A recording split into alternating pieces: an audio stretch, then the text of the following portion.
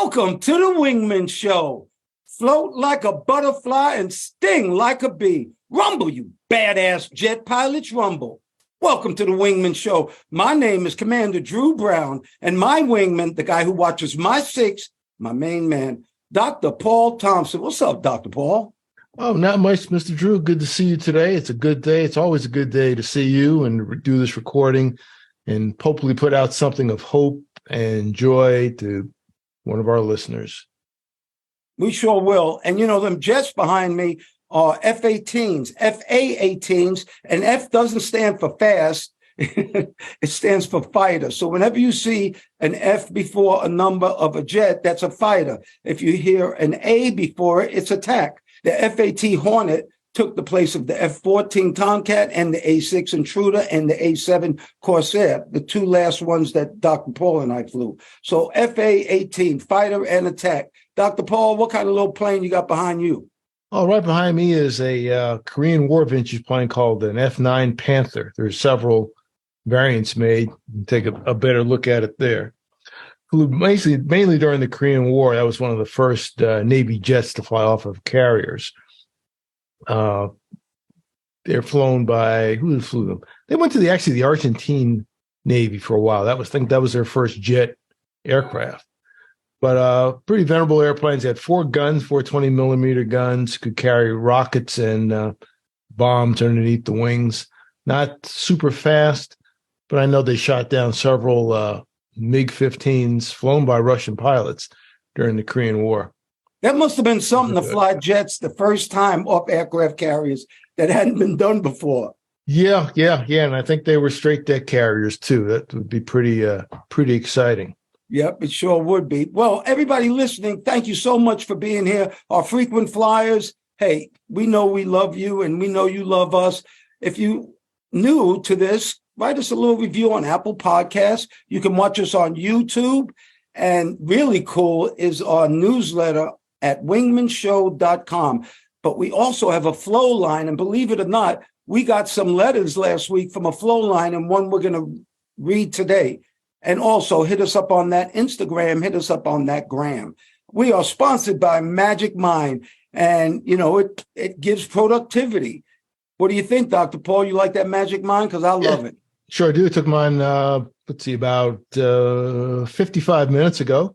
And I'm pumped. I'm moving. There's no negative effects on it. No negative after effects. And it has a great taste. Yes, great taste, no side effects. Yeah, no. And everything's natural. So Magic Mind, if you want to get Magic Mind, just go to magicmind.co. It'll be on the screen for you YouTubers. And if you want 40% off, just put in the code Wingmen. Wingmen is the code for 40% off. All right. You know what? We just saw the NBA All-Star game. So I have good and bad, Dr. Paul, good and bad. Okay. Let's start off with the bad. That was the worst freaking basketball game I've ever seen in my life. I'm not kidding. They took defense to a new low. Matter of fact, let's not say they played defense. So there were five guys showing their skills against five guys showing their skills.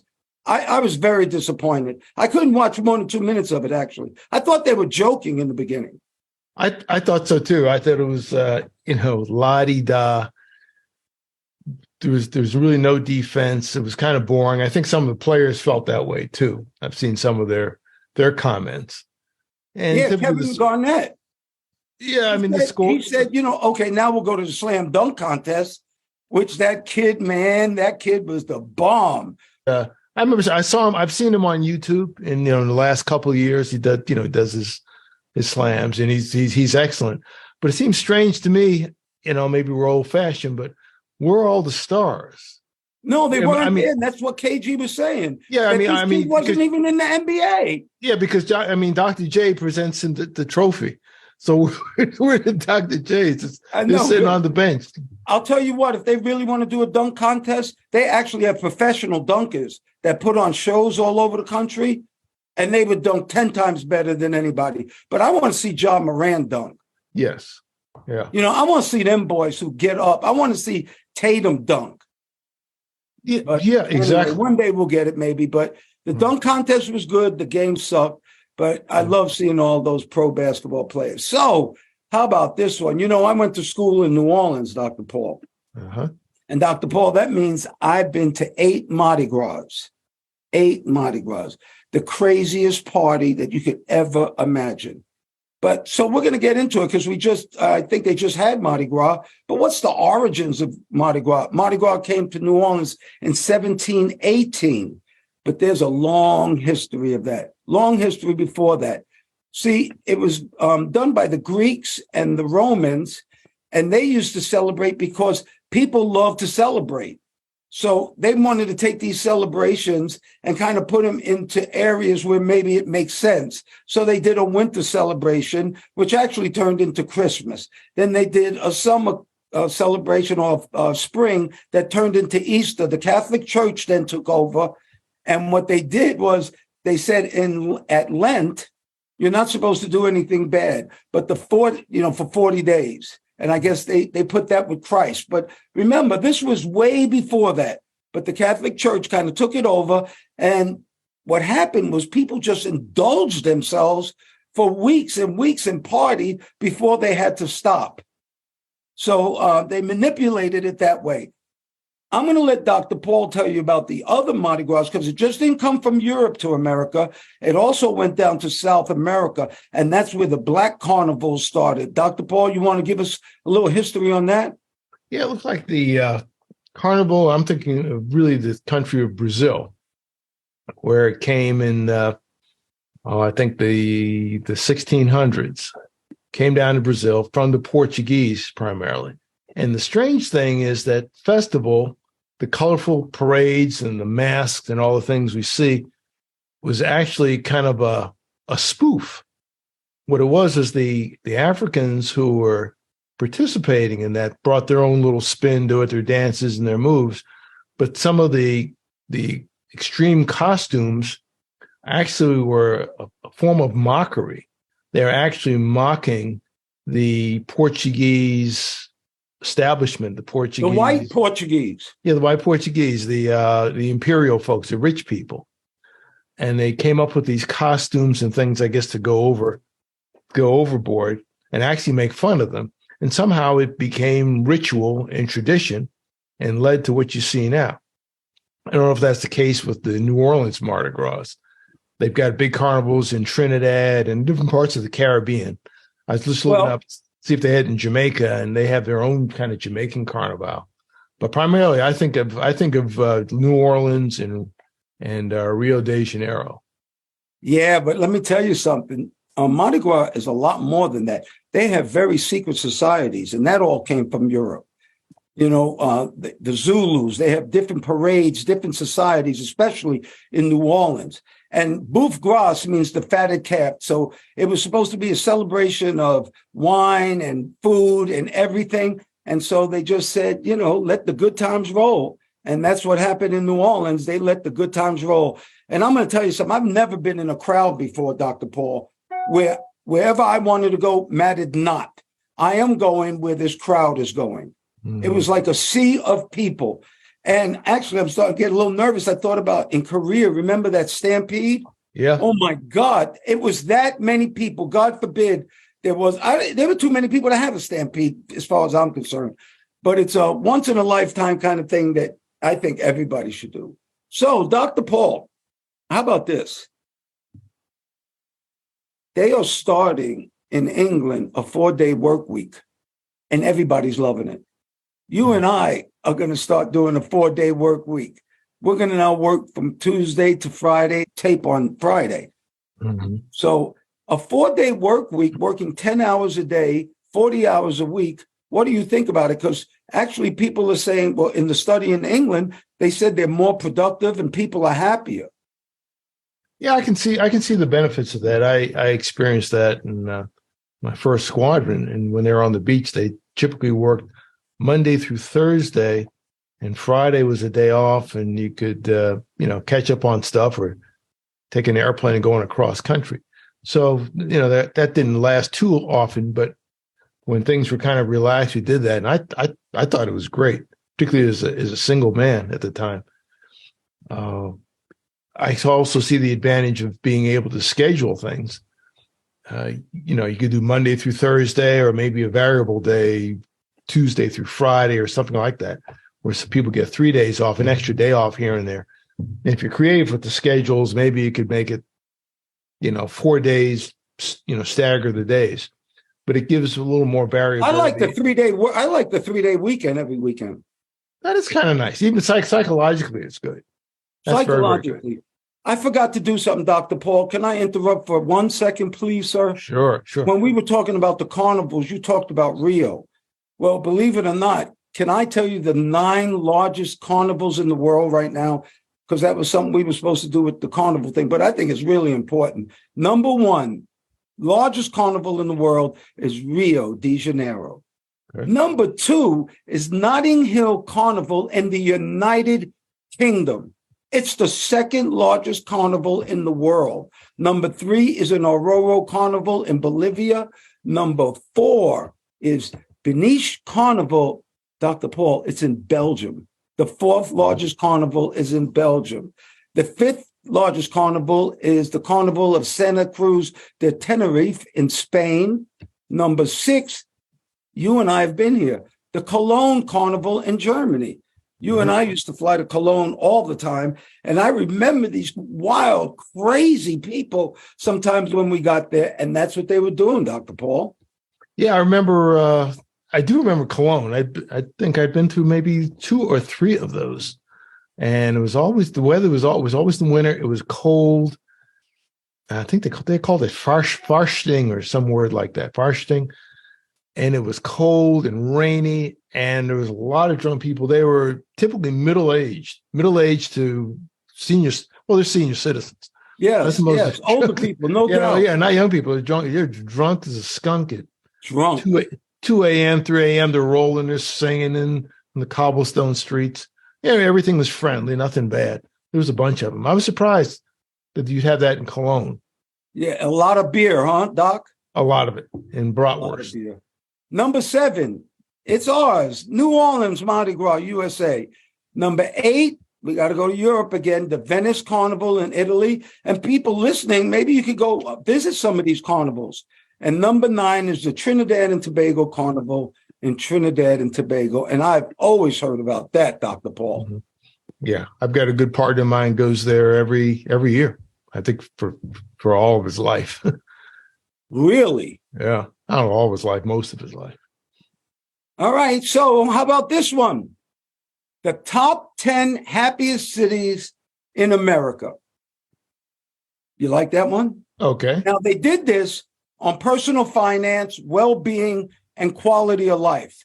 And these are for individuals earning $100,000 or more was the personal finance. And they did come up with something. If you're earning $75,000 or more, all of a sudden, money is not the thing that makes you happiest.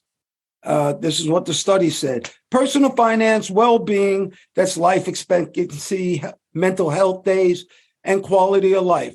Adults living below the poverty line, marriage rate, commute time, and good bars, entertainment businesses, and no violent crime. So I'll give you a couple of takeaways from this. California, they dominate the top 10, believe it or not. Birmingham, I'm sorry to say, is the least happiest city. And I didn't tell you this, Dr. Paul, but the ones right with Birmingham are Newark, New Jersey, and Memphis, Tennessee. Shit. Uh-oh. Anyway, or Memphis. So those are the worst cities. That's the drum. And the top 10 cities are, drum roll, please. Sunnyvale, California, number 1. Arlington, Virginia. Bellevue, Washington. 4, Fremont, California. 5, Frisco, Texas. 6, Plano, Texas, where Dr. Drew Jacques Brown IV, my son, was born in Plano, Texas. 7 is Roseville, California. 8 is San Jose, California. 9 is Santa Clarita, California. Oh, my God. And 10 is Irvine, California. What do you think about these happiest cities, Dr. Paul? Well, that's interesting. Most of them in California, because I heard the stereotype was that everybody was leaving California. Apparently, that's not the case. No, that is. It's that they're leaving those big cities. Like L.A. wasn't in there. You know, okay. San Francisco. Well, actually, let me give you a couple of others since I was saying that, and these big cities. And this is the top 50. So they did 200. So if you're in this top 50, kind of happy. Number 46 was New York. Number 42 was Denver. DC was 40. San Francisco was 31. Austin, 20. Anchorage, 24. Okay. Honolulu, 18. Okay, how about that? So those big cities in California, people are getting out, but they're going to the smaller ones. Okay. Well, I'm sorry to hear that Memphis hit a different list, but I could see, most of them in California. You mentioned Virginia on the East Coast, so what about the rest of the country? Now, Plano, Texas, like I said, I know nothing about it. I guess Drew right Jacques there, it's the suburb of Dallas. Okay. So Drew Jacques was born there, and I think Jimmy Dean sausages made in Plano, Texas, or something. I'm just remembering the ad. I don't know. I think so. Well, that's cool. Well, that's a big area. Again, those are big areas. That part of Virginia, near DC, booming, always expensive. Outside of Dallas, major metropolitan area, booming. A lot of stuff is happening. There are parts of the country where people are moving to and moving from, and we've got this big exodus of folks. Usually there's a lot of lack.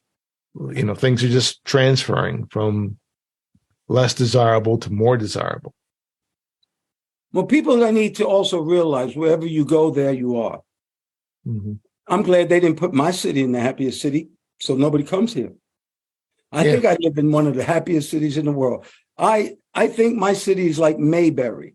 And unless you're old enough to know about Mayberry, you wouldn't understand, but it's a little perfect town with a sheriff with no gun, and the deputy has a gun, but only one bullet, he makes him keep it in his top shirt pocket. Yeah, so he doesn't shoot himself while he's cleaning the gun. Disneyland's supposed to be the happiest place on earth. That's what they said. When you win the Super Bowl, I'm going to Disneyland. And you know what time it is right now? It's time for the Wingmen PSA. And the 11 facts in life, fact number 6. Good will overcome evil. Avoid 8 deadly sins. Good will overcome evil. Avoid these 8 deadly sins: pride, envy, anger, sloth, lust, greed, gluttony. And number 8 that I added was drugs and alcohol. Good will overcome evil, or it's not worth waking up. And I truly believe that. I always believe that the good guys will win. And Dr. Paul, you're one of the good guys.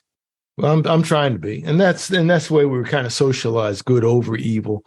Although at times the way the news media works, it's just the opposite. It's evil over good. So I'd say don't get too consumed with what you see on the air all the time. Sometimes you need to take what I call a news fast. Fast from bad news for a while. Yeah, because that's all they put out. That's all they put out there. Yeah. We're fighting hard, and we work hard to try to put out the opposite. Right. We work very hard to put out the opposite, but there is good news. There's good stuff all around. It's just the squeaky wheel always gets the attention. Well, we put out that frequent flyer Flowline now. So on our website, which is wingmenshow.com, you can now go there. And if you have a problem, if you have an opinion, if you have a suggestion, but especially if something's going on with your life, write it down. Dr. Paul and I will definitely read it, and maybe we'll answer it on the show like this one. So this is a guy from Austin, Texas, believe it or not. He's 57 years old. His name is Theodore. And he wrote that, the older he gets, more people are dropping around him, more people are dying. And he wanted to know how we dealt with death, because as you get older, other people are getting older. And believe it or not, I just had a very good friend, especially Katrina's very good schoolmate just passed away from cancer. And it was just this week. And I'll tell you how I deal with it.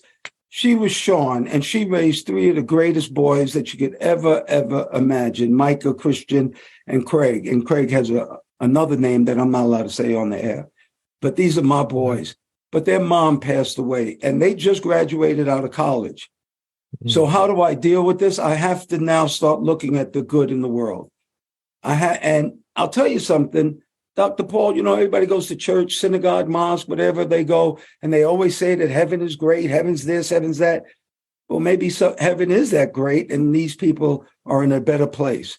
But I try to take a positive attitude towards it. And I'll tell you what, when my dogs pass away, I'll be honest with you, I just try not to think about it. Sean was a beautiful girl, but that's how I deal with it. I look for the good and I try to do something. But this is the big one, Dr. Paul. We talked about it. Stop meeting your family at funerals. Mm-hmm. These same people who died, she was sick for a while. You should visit them while they're alive. Visit some of your family while they're alive. And if they are going down, might be a good time to go take a little visit. Dr. Paul, how do you deal with this? Yeah, I agree. I'm kind of going through the same thing right now as a good close childhood friend. In fact, we were in kindergarten together who's in hospice care right now, just in the last couple of days. And you just realize that, we're not here forever. When I think about him, I think about him and I think about his whole family and the kindness they showed me when I was, just a small child. I'm talking like 5 years old. And actually, invited me on some of their family things and opened up different worlds that I had no idea existed. Realize how much certain people can an effect they can have on your life. I mean, I'm remembering it 60 plus years later, those little things that were done that opened up a child's world and the world of meaning. And I'm sorry that just about all the family is gone now, but that's what's going to happen to all of us. And I've had other stuff before with other, close acquaintances passing unexpectedly. And it gives you a different feeling about your own mortality and things you need to do, as you say, while you're still here. Don't wait till it's too late, because, we really never know. So it gives you pause. And as you get older, we start racking up those points and in the system, the body systems don't typically improve with age. So the advice is, be careful, take care of yourself as much as you can, physically and mentally too. Keep your mind active and stay in touch with people. I think I'm pretty good at that. Sometimes I'm able to put friends together who are close friends, but they don't talk for whatever reason. And I'll do a three-way. I'll get them together. Someone said I'm known for that. I don't know if that's true or not, but that's true. So keep the flow going. Don't get so trapped in our devices and in the little things we got to do each day and programs, and talk to a friend. If you got friends, old friends, new friends, keep dealing with people. Don't get too wrapped up in your electronic hallucinations in your hand. Yeah. Well, Dr. Paul, I gave you the politically correct answer. I'm going to give you the truth, Dr. Paul, and you know this. I do believe in a power greater than myself. I believe in God. My dad and I call him Shorty because we think he's always around. But to tell you the truth, that's who I give my issues to. And I let God take care of it. And only because through life, time on planet, God's never made a mistake. So why would I think he'd make a mistake now? And in the end, that's where I give my problems. I give my problems to my higher power. And we're not talking religion here. You notice we don't talk about politics or religion, but I'm talking about spirituality, something very deep, something that's within me. Like when my dad died, to be honest with you, he told me before he died, he said, son, what happens if my finger got cut off? Would you love me any less? I'm like, what are you talking about? No. He said, what if it was my hand? No, Daddy. What if it was my arm? What are you talking about? Son, what if both arms, both legs were cut off? Would you love me any less? I said, no. He said, then what part of me has to go when you stop loving me? Son, let me tell you something. I will never leave you. When I die, when the body goes, you chop my ass up in 1,000 pieces and throw me in the Mississippi River. Because if you have a funeral, I will not be attending. And I will tell you this, Dr. Paul, when they put that box in the ground that they said was my father, I had no feeling because that was not my daddy. Mm-hmm. My daddy can't be put in the ground. And if I really want to talk to my father, I can, because I know what he would say with the questions I have. So that's how I really deal with it, Dr. Paul. I agree. Spirits are eternal. Very spiritual. All right. You know, we are sponsored by Magic Mind, and there's something that we always do every week. We talk about one of the substances. So Dr. Paul and I found the substance that we can't say, but it's phospholipidogrel. And I said it wrong, but it doesn't matter because Dr. Paul and I are just going to call it FOS. Yeah, but FOS. This stuff helps you with memory. You're talking about do more, stress less. This actually helps your memory. So since I tried to say it, Dr. Paul, can you try to say it? But tell us what it's about. That's in Magic Mind. Well, yeah, I guess it's a phytonutrient, phosphatidylserine. I think that's how it's pronounced. But basically, it helps. It's found in the cerebral cortex and helps electronic communication in your brain. And by rejuvenating some of that with Magic Mind or other sources, but particularly with Magic Mind, it probably helps you recall things a little better. As we get older, those neural pathways get a little stiff, and this substance makes them a little more flexible, and hopefully you get a little less brain fog and better recall.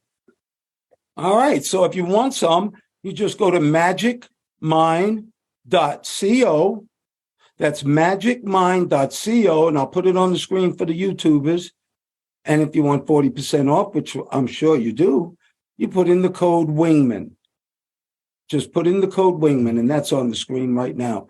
Dr. Paul, every week we do a Wingman, and that's somebody who's looking after somebody else, somebody who's looking after somebody's back. What two Wingmen we have this week? Dr. Paul, who are our Wingmen for this show? We have a very lovely couple in Gainesville, Florida. A lot of people, when they retire, I guess like you and I, to some extent, think about kind of going out to pasture and taking it easy and not doing too much. Well, these two people, they retired. They were retired educators. So Dr. Simon and his wife, Verna Johnson, they retired, but they used their retirement savings not to go on big cruises, but they opened a school. They bought 12 acres in a depressed section of Gainesville, Florida, and they opened the Sharing and Caring Learning School. They've been around for 25 years. Wow. They located right across the street from the city's major public housing project. What they did was they bought up 12 acres of abandoned property. They used their funds, the retirement funds, to buy 12 acres of abandoned property, and they put up the school. It's a charter school, meaning that it's a public school, gets public funding, but they run their own way. Right. As long as they can show good performance. And they've been doing this for 25 years. They opened in 1998. They had 31 students. Today, they've got about 255. Wow. Most of their kids score the highest in their district. And many of these are children that they said were unteachable, untrainable. And they've gone on to graduate and gone on to graduate college. Many are doing very well. The current principal, his name is Mr. Curtis Peterson, says he and the staff see the potential in all the children, and they believe they can. Now the principal's not his son, is it? No, it's not his son. I don't think it's not his son. I think this principal's mother was also a teacher, but I don't think this is outside the family. But he took over in 2008. I assume he's still there. But he's basically people who were deemed hopeless. They're not hopeless. They just had to be taught differently and using more innovative approaches. And apparently they're doing this and expanding at a time when, most of the things we hear about school and the headlines, it's not good. And I won't do a rehash of the bad things, but there's a lot of good things happening. Again, you wouldn't hear about this unless you're listening to the Wingmen Show. There's hope everywhere. And these two people have dedicated their life for 25 years of their, retired. They took all their money and put it into the school. And it's expanding. It's flourishing. So that's an investment. You could look at it this way: an investment in society, investment in the city that is evergreen. It'll always provide benefits to society and to us all.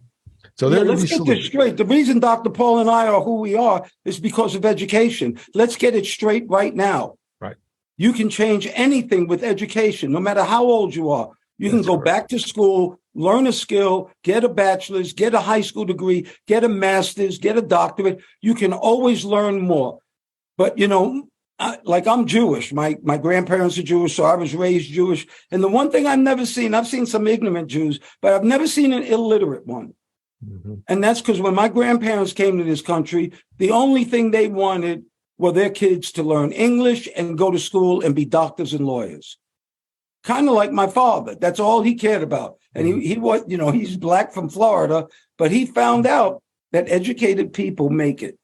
Non-educated people don't make it. And I believe this. If you go to any wino in the street, or God forbid, a homeless person, and you're a kid and you say, man, what should I do? What give me some advice. I bet you 99% of them say go to school and be good.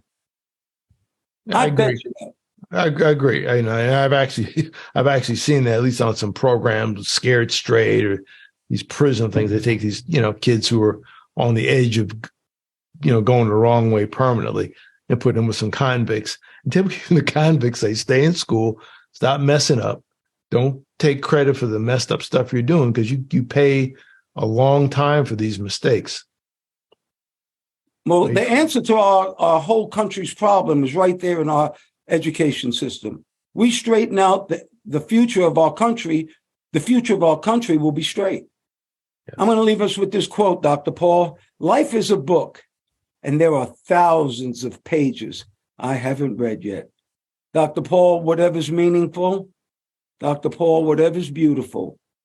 Whatever makes you happy, may you have it now and forever. And that's for all of our listeners. I pray for peace. I pray for peace, and I pray for all our listeners who are concerned about us and concerned about themselves and fellow man. And again, we appreciate all of those for listening, liking, and sharing this message. Thank you once again, Dr. Paul Thompson, my friend. Thank you for your love, your time, and that's something that we won't ever get back. I want to thank all the listeners, too. Thank you so much for doing the show, Dr. Paul. We're jamming. Well, thank you, Mr. Drew, for inviting me on. Always good to talk to you. And ladies and gentlemen, please remember to like, share, and subscribe to this podcast, or any of the podcasts. If you're looking at YouTube, they say smash the like button. Don't smash it. Just press it gently and use as a link to all your friends. You can also look at us on our website, wingmenshow.com, WINGMEN show, SHOW.com, altogether, wingmenshow.com. And we hope to see you in the future. Thanks again, Mr. Drew. Oh, you're welcome. And we're still floating like butterflies and stinging like bees. Rumble, you badass jet pilots, rumble. May there be peace on earth, and goodwill towards all men and women.